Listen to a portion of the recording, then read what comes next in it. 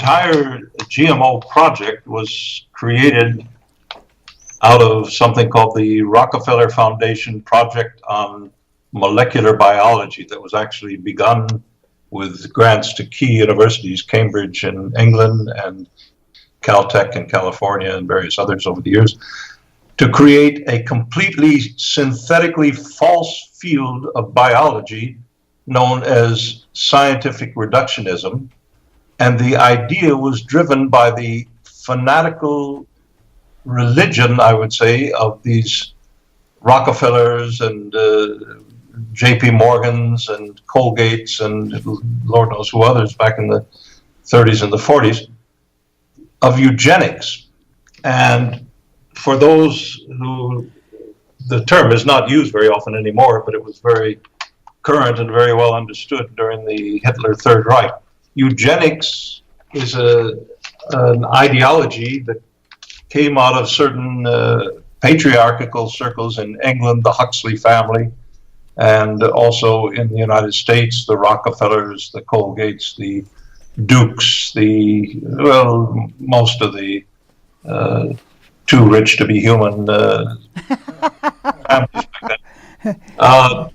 And the idea is you get rid of the lower races and classes, the inferiors, useless eaters, through various ways, and you breed like you would breed horses. They literally use that term in some of their literature back in the 30s and the 40s. Margaret Mead, by the way, was a deep, deep devotee of the Rockefeller eugenics agenda and a close friend of the family, a Planned Parenthood founder. And Margaret Sanger. Margaret Sanger, I'm sorry. That's Margaret okay. Mead was also Right. a eugenicist, but Margaret Sanger, thank you. And in their dream, after World War II, they held a conference of the American Eugenics Society where the president of the society said, from today on, the new name of eugenics is genetics. And just to flash back a little bit, in the 1920s and the 1930s, right to the outbreak of World War II, the major financial funding for the Kaiser Wilhelm Institute experiments, human experiments, that later became Joseph Mengele and the atrocious Nazi doctors deliberately infecting, slave labor prisoners with tuberculosis and various other, just to see what would happen under certain horrible conditions. The eugenics of the Nazi period was financed by the Rockefeller Foundation. So this will give you an idea. These are not nice, pretty people. They're very rich people, but they're nice, pretty people. And their obsession is to eliminate human beings because they're psychopathically paranoid, I would guess, that too many people on the earth are going to want some of those resources for their own national development, which is an understandable thing. Well, William Engdahl, I want to say that one of the side effects of that event, or those events, was the creation of birth control, which has the unintended consequences by them of actually, I think, freeing women from unnecessary pregnancies, so that even out of the ugliness of eugenics, which really fueled the Nazi experiments, really, came something that in the end was positive. At least I'm speaking as a modern woman who doesn't want to be pregnant every 9 months. It's interesting that one good thing came out of that. Well, that's a whole field of discussion. I personally, my understanding and my experience with the hormones that are used for most birth control pills today have very serious health effects on the woman. So there you go. So there's the unintended consequence of the unintended consequence. Yeah. I agree with you that a woman has to have the freedom to decide what she does with her body and with her bearing children or not bearing children and so forth. How we do that, that's not really, I think, where we should focus tonight. No, the political aspects are much more important right now. So what happened keep in mind this expression, genetics is the new name of eugenics. So they went underground. They hid the racial purity, Aryan supremacy agenda of the Nazis, which the Rockefellers dearly loved, by the way. They're Nazis through and through in their ideology. So they began painstaking research in the Philippines with the International Rice Research Institute and so forth. They financed companies that were part of the Rockefeller group of chemical companies such as Monsanto, which in World War I was making military chemicals, and it was a Rockefeller-owned or a Rockefeller-controlled company, as were most of the chemical companies in the U.S. making war munitions. And they financed scientists to come up with something called the manipulation of a gene with foreign traits so that they could change the expression of the DNA of a certain plant or animal, but they focused first on plants. And this became genetically modified organisms, or GMO. And the entire project has been a human catastrophe. The tragedy is because George Herbert Walker Bush is a criminal who cares not one whit about the health and safety of the American people that he was supposedly president of. In 1992, he had a closed-door White House meeting with the board members of Monsanto and told them that he would ensure that no government agency would force independent studies of the health and safety of GMOs, that they would be so-called substantially equivalent to normal corn, normal soybeans, normal cotton seeds, and therefore they look like corn, normal corn, they taste like normal corn, they smell like normal corn. It is normal corn. Well, that's hogwash, scientific rubbish. But then at the same time, Monsanto and company demanded exclusive, unique patents on their genetic modifications. Well, if it's normal corn, the same, how can you patent it? So the whole thing is built on fraud, deception, and lies, and that's Monsanto from beginning to end here on this GMO story. So the side effects were noted immediately, weren't they, by Pushtai, your friend who did the experiment with potatoes? Well, they were. Let's get the time frame here a little bit. In 1994, because of the promiscuity of Bush Sr. as president, the Monsanto seeds and other GMO seeds, DuPont and Dow Chemical, were released commercially on the market with no government tests. People think, oh, the government, the Environmental Protection Agency, the National Health, HL, and so forth, or NHS, not the football team. Them too. That most Americans naively think, well, they're protecting our interests. They're going to make sure that these are safe. Monsanto has run the EPA critical agency for the last 20 years, Jay Taylor among them, a lawyer for Monsanto and a vice president. It's a revolving door, and others have documented this in more detail. But it's just corruption that makes the Roman Empire in 400 AD look like Snow White in Wonderland. So it's hard to believe. It's really, even for me, who's been doing this kind of research on the misuse of power by certain circles of power for 37 some years, it's sometimes hard for me to believe that corporations and governments would deliberately poison their own people. The tests are so well documented. I know personally the French biologist, Professor Gilles-Éric Seralini in the University of Caen, and his group have done countless studies that ought to have shut the door on GMO permanently, or at least for the next 10 years until we can do long-term study of the effects on rats of a diet of GMO. Well, we Americans are the human guinea pigs with this GMO. because of George Herbert Walker Bush, the criminal, who likes to be thought of as a great statesman. Well, he's a criminal. And this criminal legalized the spread of GMO without any controls. The tests that the US government uses for the health and safety approval of GMO seeds are given to them by Monsanto. Well, what kind of a sweetheart deal is that? It's unbelievable. The corruption of science.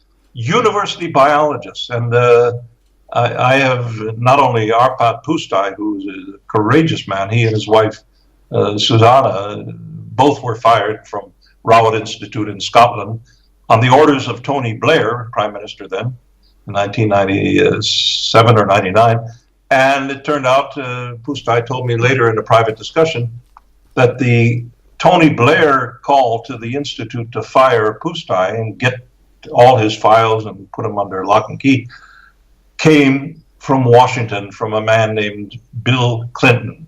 Now, you want to talk about corruption, you can talk about Bill Clinton and his Clinton Foundation, but he was on board with Monsanto big time. And Monsanto called him up and said, this lunatic in Scotland going on television about the damage to the brains of rats fed with a diet of GMO is going to kill our whole project. You got to do something about it, Clinton. And he did. He called up Tony Blair and he said, Tony, you got to do something about it. So the career of Arpad Pusztai, a brilliant scientist, and his wife were ruined. And later, the health of thousands of millions of Americans and people around the world was put in jeopardy. But of course, by that one action. Only to say, William Engdahl, people, that's the man that we are talking to right now, when you are billed as giving useful insights into how our world really works, what I thought of was that call that came from Clinton to Blair, because how the world really works is Rockefeller calls Clinton, Clinton calls Blair, Blair calls off the experiments. So yeah. This is the way the power elite works. Yeah, it's pretty much, once you understand that, then we tend to be, I myself in much of my life tend to be naive and want to believe people are good and do what they say and say nice things, they mean nice things. You have to look behind that and see what the motion of their feet is. And that's what I've kind of devoted my energies to in the last years, and kind of shining a light into dark corners of our world that affect us, both in terms of war and peace, in terms of our health, which is the most important thing. And GMO is, there's another aspect to the GMO thing which is very, very poorly understood, and that is every farmer in America or in the world who signs a contract to buy genetically modified seeds from Monsanto or Syngenta or DuPont or Dow, they're now a merged company, must sign a contract to buy the weed killer of Monsanto, which is called Roundup. And the soybeans of Monsanto that are paired to that weed killer is called Roundup Ready soybeans. I'm ready, Roundup, spray me with your poison. Well, here's the deal with this. There's a big hue and cry in Europe in the last year about the renewal of the license in the European Union for glyphosate, the main ingredient of Roundup and every GMO herbicide or weed killer. But that misses the point, because glyphosate is only part of the picture. The real poison that we're spraying on our GMO crops that our children are eating in their Kellogg's cornflake cereal, I give a little advertisement there for the good folks at Kellogg's, when they were GMO, maybe they've cleaned up their act, but I would like to see proof of that first. The spray that's sprayed on these fields that kill everything, all the weeds and so forth, contains certain adjuvants, like our vaccines contain certain adjuvants, and therein lies the dirty tale. Those adjuvants, I've been told by biologists who've done detailed laboratory analyses, are all petrochemical derivatives. And they have measured the toxicity of those petrochemical derivatives that are trade secrets. So you can't get from Monsanto what they put in their poison, their weed killers. And they tested that these petrochemical derivatives, which are a tiny percent of Roundup, are 3,000 to 4,000 times more deadly than the glyphosate itself. So the glyphosate debate is really a false flag. And nobody talks about this other element. Why do you allow Monsanto to have trade secrets about things that affect the health and welfare of mothers carrying child? And this has been documented in laboratory tests in France and other European laboratories. It's in the drinking water. It's everywhere because GMO in America is everywhere.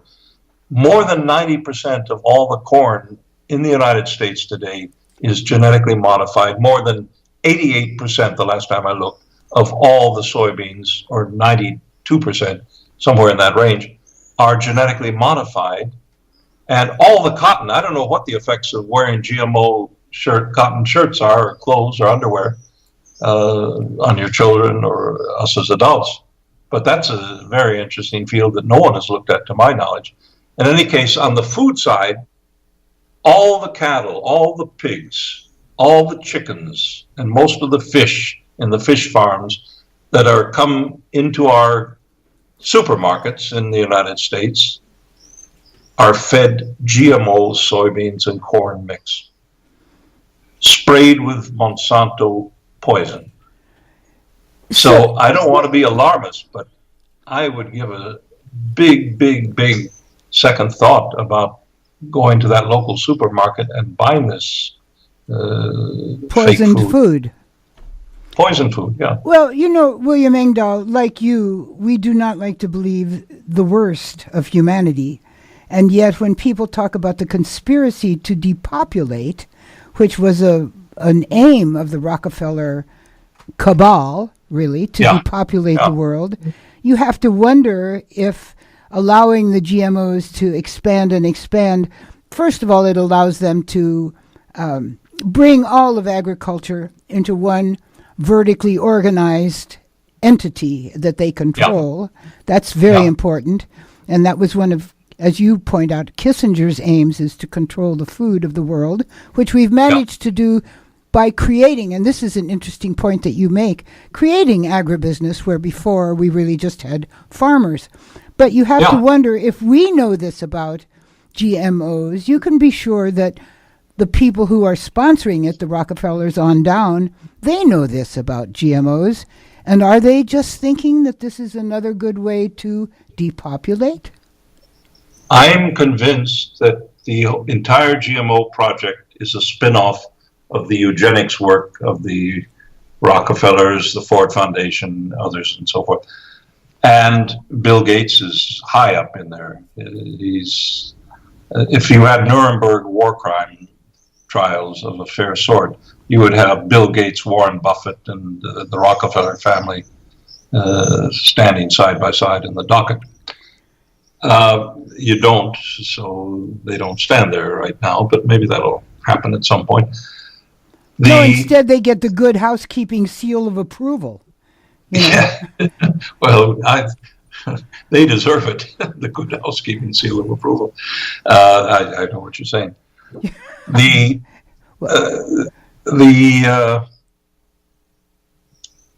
point is, for their group, the point is to, with stealth, reduce world population, maintain their power as a patriarchy, as an oligarchy, and extend their control over every facet of our lives.